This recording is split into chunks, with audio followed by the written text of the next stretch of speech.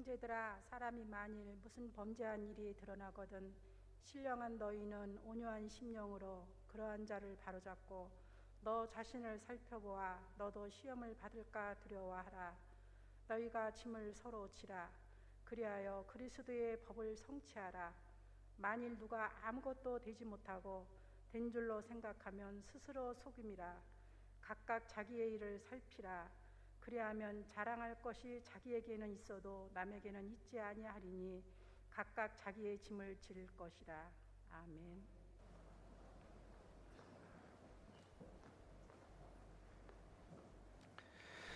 네, 할렐루야. 우리 샘터지기 샘터장들 귀한 찬양 감사드립니다. 저 이렇게 뒤에서 들으면서 그냥 저도 모르게 참 찬양 잘한다 하는 그런 생각과 말이 이렇게 나왔어요. 우리 중앙교회 참 찬양 잘해요, 그렇죠?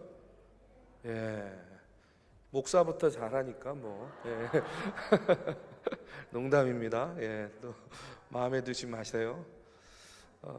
언제나 주님의 전에서 하나님을 향한 찬양이 울려 퍼지고 또 믿음의 성도들 간의 만남과 또 사랑의 교제가 이루어지는 것, 아마 이것이 하나님께서 가장 기뻐하시는 교회의 모습일 거다, 그렇게 생각이 됩니다.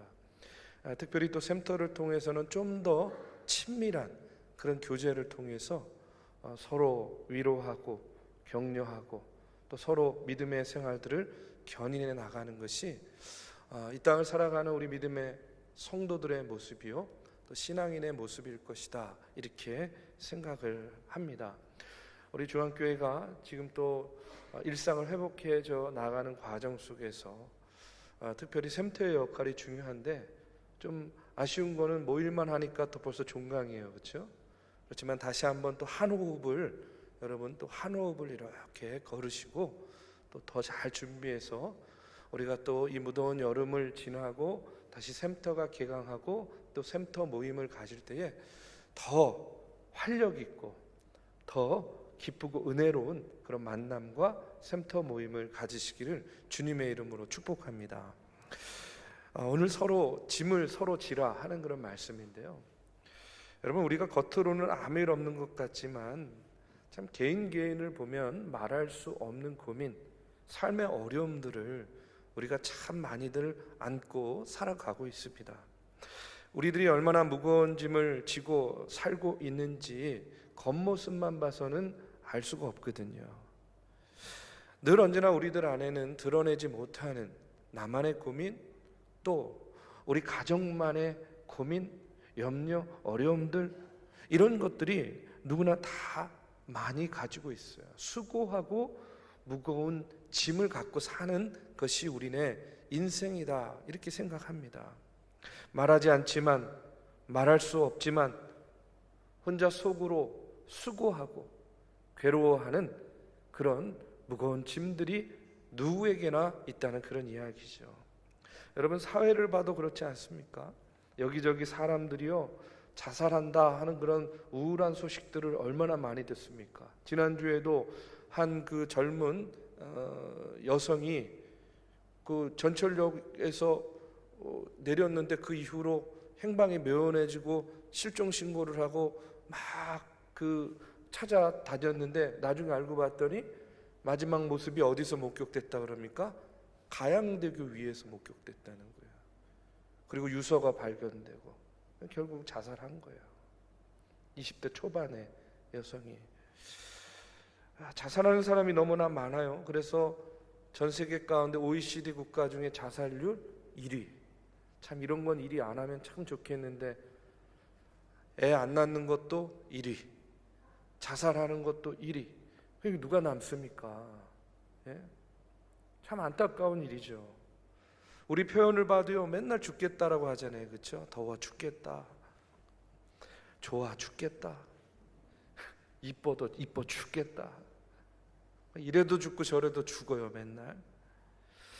참 남의 나라의 일이지만 참 어처구니 없는 그런 사건들을 우리가 매일매일 듣고 경험합니다. 이번 주에 가장 충격적인 일이 뭐죠? 일본의 아베 전 총리가요 정말 상상할 수 없는 일 아닙니까? 대낮에 그것도 총기 규제가 가장 엄격하고 안전한 나라를 자부하는 일본에서 총에 맞아서 목숨을 잃었어요. 나이가 젊습니다. 아직 70도 안 됐어요. 그런데 여러분, 더 어처구니가 없는 게 뭐냐면요, 그 살해 동기입니다. 왜 사제총을 만들어서 그 40대 초반의 젊은이가 그 전 총리를 소위 말해서 총격을 가했는가? 그게 뭐냐면요, 부모가, 엄마가 종교에 빠졌다는 거예요. 그런데 그 배후에 이 아베가 있다라고 생각을 해가지고 죽이기로 결심하고 사제총 만들어가지고 뭐 답사도 하고 연습도 하고 그러고선 그것을 실행에 옮긴 거예요. 사람들의 어떤 정신세계, 영적인 세계, 정신 상태가 심각한 거죠. 분노, 열등감, 좌절감, 마음의 상처, 이런 것들로 막 가득 차 있으니까 온전히 판단하지 못하는 거예요. 온전히 가늠하지 못하는 거예요. 얼마나 심각하게 병들어 있는지를요, 전문가들도 가늠할 수 없는 그런 시대다라고 이렇게 이야기를 합니다. 왜 이런 문제들이 우리에게 일어나는 것일까? 저는 그렇게 생각합니다. 우리가 우리 인생의 근본적인 문제가 무엇인지를 온전히 알지 못하기 때문이다. 인생의 근본적인 문제가 무엇인지를 알아도 외면하기 때문이다. 그렇게 생각해요. 이게 무슨 말이냐면 이런 겁니다. 사람은요, 육체를 가지고 살지만, 오전에도 말씀드렸지만 우리는요, 하나님께서 우리에게 뭘 집어넣으셨다고요? 하나님의 영을 집어넣으셨어요. 우리는 그렇기 때문에 육적인 존재만이 아니라 영적인 존재예요. 여러분 믿으십니까? 여러분, 우리는요, 영적인 존재라는 거예요. 아무리 과학이 발전하고 문명이 발달했다 할지라도 여러분, 영적인 문제가 중요한 문제입니다. 이 문제가 해결이 안 되면 육의 문제가 아무리 채워진다고 해도 사람들은 헤맬 수밖에 없는 거예요. 여러분, 인터넷 포털 사이트마다 어떤 코너가요, 빠짐없이 들어가 있고 인기가 있는지 아세요? 사주 보는 코너. 사주. 이제 인터넷으로 사주 보는 거예요. 점 보는 코너. 그게요, 수익성이요 그렇게 높답니다. 세계 초인류 기업의 회장들, 또 리더들이요, 가장 많이 하는 것이 뭐냐면요, 요가래요. 요가, 명상. 왜 그러냐면요, 육체의 문제는 뭐 차고 넘치는 거 아니겠습니까? 그런데 늘 불안한 거예요. 그러다 보니까 이 불안함을 감추기 위해서, 아니면 다스리기 위해서, 해소하기 위해서 제일 많이 하는 게 요가와 명상이라는 겁니다. 자, 여러분, 이것만 봐도요, 믿는 사람이든 믿지 않는 사람이든 참 우리 인생의 가장 근원적인 문제, 그것은 육의 문제가 아니라 뭐의 문제다? 영적인 문제다 하는 것을 우리가 알 수 있습니다. 그러면 우리가 해결받아야 될 영적인 문제, 근본적인 문제는 무엇이냐? 바로 죽음과 영생의 문제라는 거예요. 죽음과 영생의 문제. 여러분, 사람에게는요, 영이 있고 또 우리의 삶 속에는 죽음이 있어요. 그런데 그게 끝이 아니죠. 뭐가 있습니까? 영생이 있다는 거예요. 죽음과 영생의 문제를 알기까지, 그렇기 때문에 사람들은 인생에 있어서 무엇이 중요한지를 간과하며 사는 거예요. 중요하지 않은 일에 매달리는 거예요. 중요하지 않은 것을 중요하다고 생각하고 산다는 그런 이야기예요. 여러분, 15분이라는 제목의 연극이 있습니다. 이 연극이 어떤 내용이냐면요, 이런 거예요. 막이 오르면요, 희망과 환희에 또 행복에 찬 젊은이가 등장을 합니다. 그때 의사 한 사람이 나와가지고 이 젊은이를 진찰합니다. 진찰 결과가 어떻게 나왔냐면 불행하게도 15분밖에 더 살지 못한다 하는 진단이 나온 거예요. 연극 제목이 15분입니다.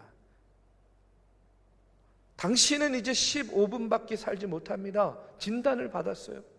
그 순간에 이 청년은요, 얼마나 당황스럽겠습니까? 얼굴이 창백해지는 거예요. 그때 우편 배달부가 한 통의 편지를 그에게 배달을 하고 갑니다. 뜯어보니까 그 청년이요, 박사 학위를 받게 되었다 하는 그런 내용이었어요. 그런데 시간을 보니까 10분밖에 남지 않은 거예요. 자기 인생이, 삶이, 이때 또 배달부가 또 다른 편지 한 통을 놓고 가요. 또 그 내용을 보니까 수억 원대의 재산을 상속받게 되었다는 내용이었어요. 그런데 이 청년은 기뻐할 수가 없는 겁니다. 자기 생명이 5분밖에 남지 않았어요. 우편 배달부가 또 한 통의 편지를 가져다 줍니다. 그 내용은 뭐냐면 사랑하는 여인이 이 청년의 청혼을 받아들여서 결혼을 승낙합니다 하는 그런 내용의 편지였어요. 그런데 그 순간에 보니까 이 청년의 생명이 이제 1분밖에 남지 않은 거예요. 남은 1분 동안 그 받은 편지들을 보면서 가슴을 쥐어뜯고 괴로워하다가 결국은 죽음으로 연극은 막을 내리게 되는 거예요. 자, 여러분, 이 연극이 말하는 것이 무엇이겠습니까? 영혼의 문제, 영적인 문제, 영생의 문제를 준비하지 못한 사람의 최후를 아주 극명하게 보여주는 그런 내용입니다. 명예도, 재산도, 사랑도, 여러분, 영생의 문제가 해결되지 못하면 결국은 진정한 평안을 주지 못한다는 사실이에요. 여러분, 지금 여러분이 생각하는 인생의 짐, 어떤 것이 있으세요? 경제적인 문제 있으십니까? 가정적인 문제 있습니까? 아니면 진로 때문에 걱정하는 분들이 있습니까? 아니면 건강 때문에 그것이 짐으로 여겨지는 분들 계십니까? 무엇이 여러분에게 지금 내 인생의 가장 무거운 짐으로 여겨지고 느껴지고 계십니까? 제가 이렇게 보니까 지금 여러분에게 가장 무거운 짐은 눈꺼풀이에요. 눈꺼풀. 이 눈꺼풀이 지금 가장 무거운 짐인 것 같아요. 제가 여러분 좀 눈을 뜨시라고 우스갯소리를 한마디 하겠습니다. 항상 아내 사진을 지갑에 넣고 다니는 남자가 있었대요. 그런 남편이 너무 고마워가지고 아내가 남편에게 이유를 물었대요. 여보, 당신은 왜 항상 내 사진을 지갑에 넣고 다녀? 남편이 대답합니다. 아무리 골치 아픈 일이 바깥에 있어도 당신 사진을 보면 그 골치 아픈 것들이 씻은 듯이 나아지거든. 그러니까요, 기분이 좋아진 아내가, 아니 내가 당신에게 그렇게 힘을 줄 수 있어서 너무 기뻐요. 그러니까 남편이 얘기했대요. 그게 아니라 당신 사진 볼 때마다 나는 생각해, 이보다 더 큰 문제가 어디 있을까? 자, 여러분, 이 시간 우리가 분명히 알아야 될 것은 뭐냐면, 이 땅을 살아가면서 우리가 경험하게 되는 삶의 문제, 물론 우리에게 짐이 되죠. 그런데 더 중요한 인생의 짐, 우리가 해결해야 되고 해결받아야 될 짐은 뭐냐? 바로 죄의 짐, 죽음과 영생의 문제임을 우리가 먼저 깨달아 알아야 될 줄로 믿습니다. 죄의 문제, 죽음과 영생의 문제가 해결되지 않으면 이 땅에 아무리 많은 것 가지고 있으면 뭐합니까? 아무리 누리고 살면 또 뭐 하겠습니까? 그것으로 그냥 끝 아니에요. 그렇기 때문에 우리가 의식하지 못하는 가운데 가장 우리가 짊어지고 있는 가장 무거운 짐은 죄의 문제, 죽음과 영생의 문제인데, 감사한 것은 뭐냐면 이거예요. 죽음과 영생의 문제를 해결해 주셨다는 거예요. 누가 해결해 주셨습니까? 우리 예수님께서 십자가에 달려 죽으심으로 말미암아 우리 인생의 가장 무거운 이 문제, 이 짐, 죄의 짐, 죽음의 짐, 이것을 해결해 주시고 저와 여러분을 영생의 삶으로 인도해 주셨다 하는 사실. 아멘. 자, 그런데 그럼에도 불구하고 어쨌든 우리가 이 땅을 살아나가는 가운데 우리의 인생 가운데는요, 뭐가 있냐면 무거운 짐이 있어요. 그것 때문에 고통스러움을 당할 수밖에 없습니다. 그렇게 우리 인생의 짐을, 현실적인 그 짐을 짊어지고 어려움과 고통과 버거움 가운데 있는 우리들을 향해서 오늘 본문의 말씀은요, 뭐라고 이야기하냐면요, 이렇게 이야기해요. 2절과 5절의 말씀에 보니까 너희가 짐을 서로 지라, 그리하여 그리스도의 법을 성취하라. 또 5절에 보니까 각각 자기의 짐을 질 것이라 하고 이렇게 이야기해요. 한마디로 말하면 뭐예요? 짐을 지라는 거예요. 아니, 짐을 지고 있는데, 짐을 좀 벗겨주면 좋겠는데, 내려놓게 해주면 좋겠는데 짐을 지래요. 근데 알아야 될 것은 가장 중요한 본질적인 짐은 예수님께서 십자가 보혈의 은총을 통해서 우리로 하여금 어떻게 하게 하셨어요? 자유하게 해주셨습니다. 아멘. 죄의 짐, 영생의 문제를 해결해 주신 거예요. 자, 이제는 남은 것은 우리가 이 땅에서 사는 동안에 져야 될 짐인데, 그것도 어떻게 하라는 거예요? 내려놓지 말고 지라는 거예요. 서로 지고 각각 지라는 그런 이야기를 하고 있습니다. 여러분, 짐을 서로 지고 각각 자기의 짐을 지라고 할 때, 여러분, 이 짐이라는 단어가 그냥 우리 성경에는 짐 한마디로 표현되어 있지만 헬라어로 보면요, 두 가지의 의미를 갖고 있어요. 2절에 나오는 말씀, 이 2절에 나오는 짐은요, 어떤 짐을 말하냐면 헬라어로 바로스라고 하는 그런 단어인데, 이것은 뭐냐면요, 혼자서는 감당할 수 없는 그런 아주 무겁고 막중한 짐을 서로 함께 지라는 그런 이야기예요. 바로스. 그 다음에 두 번째로 5절에 나오는 짐은요, 코르티논이라는 단어예요. 이 단어의 뜻은 뭐냐면 혼자 감당해야 되는 짐이 있어요. 아무리 무거워도. 예를 들면요, 군인이 훈련 나갈 때 이거 뭐죠? 군장이라 그러죠. 이 짐을 지지 않습니까? 그거는요, 아무리 무거워도 자기가 짊어져야 되는 거예요. 자기가 해결해야 되는 짐이에요. 그러니까 2절에서 말하는 짐은 바로스, 함께 지라는 것이고, 5절에서 말하는 짐은 코르티논, 각각 짐을 지라 하는 그런 이야기를 하고 있는 겁니다. 자, 여러분, 하나님께서는요, 우리가 이 땅에서 살아나가는 동안에 각각 지고 혹은 함께 져야 될 짐을 지라, 이렇게 말씀하시고 있겠어요. 그러니까 이것을 다른 말로 하면은 뭐라고 이야기할 수 있겠어요? 사명이라고 이야기할 수 있어요. 저와 여러분에게는요, 하나님께서 사명을 주신 겁니다. 우리는 그것을 때로는 짐으로도 느끼고 때로는 무거운 십자가로도 느끼는 거예요. 그런데 중요한 것은 뭡니까? 하나님께서 그것을 우리의 시대와 또 우리의 상황에 따라서 우리에게 사명으로 허락하셨다 하는 사실을 우리가 먼저 기억해야 됩니다. 그렇기 때문에 부담스럽지만, 그러나 그 짐을 짊어감으로 인해서 그것을 통해서 우리에게 맡겨주신 가정, 우리에게 맡겨주신 일터, 우리에게 맡겨주신 공동체, 그 자리에서 우리가 사명을 감당하기 위해서 우리는요, 누구나 다 뭘 져야 된다? 짐을 져야 된다 하는 그런 말씀이에요. 여러분, 어떤 사람은요, 혼자 감당하기 어렵고 버거워가지고 낑낑대면서 짐을 지는 사람도 있고요, 어떤 사람은요, 자기 짐뿐만 아니라 남의 짐도 거뜬히 들어주고도 남을 만큼 그런 힘과 능력을 가지고 있는 분들도 있습니다. 그러나 중요한 것은 뭐예요? 어찌되었든 하나님께서 원하시는 그런 이 땅에서 우리 성도들의 모습은 무엇이냐? 짐을 지라는 거예요. 짐을 져주라는 겁니다.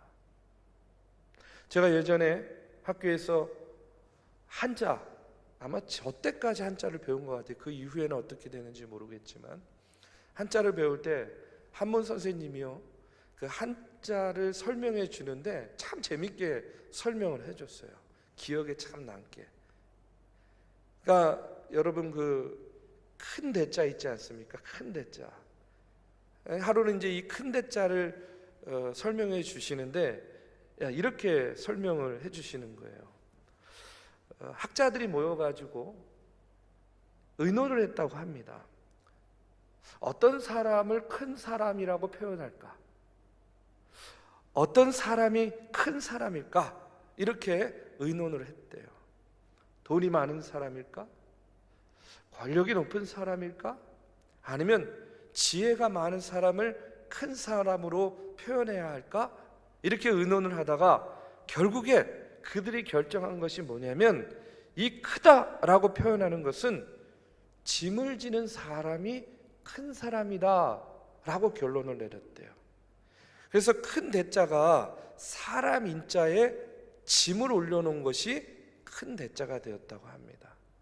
그게 무슨 말이냐면, 짐을 지는 사람이 큰 사람이라는 이야기예요.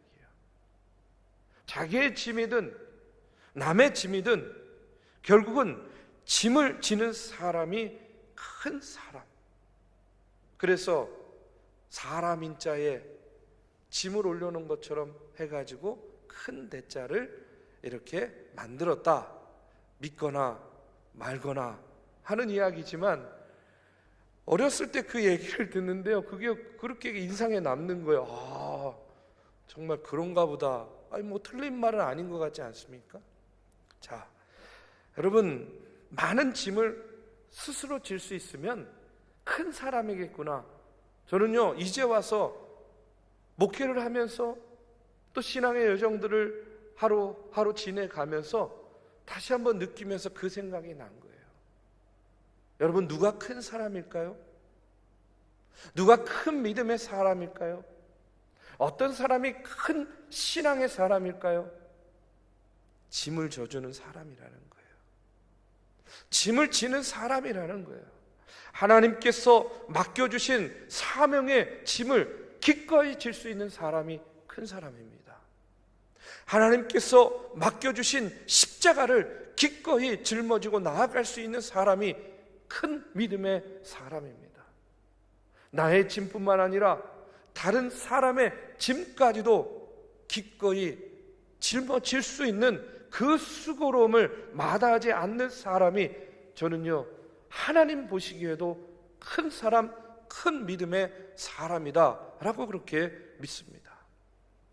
여러분, 주위에서 혼자 감당할 수 없는 그런 버거운 짐을 지고 가는 사람이 있다고 한다면 외면하지 마시고, 저 사람은 잘못된 사람, 연약한 사람, 부족한 사람이고 그에 비하면 나는 거룩하고 능력 있고 힘 있는 사람이야, 이렇게 생각하지 마시고, 여러분, 그래도 나는 저 사람의 짐을 나누어 짊어질 수 있을 만큼의 힘과 능력과 여유로움을 하나님께로부터 받았구나 하는 그런 마음을 가지고요, 서로 짐을 져주시는 저와 여러분이 되시기를 주님의 이름으로 축복합니다.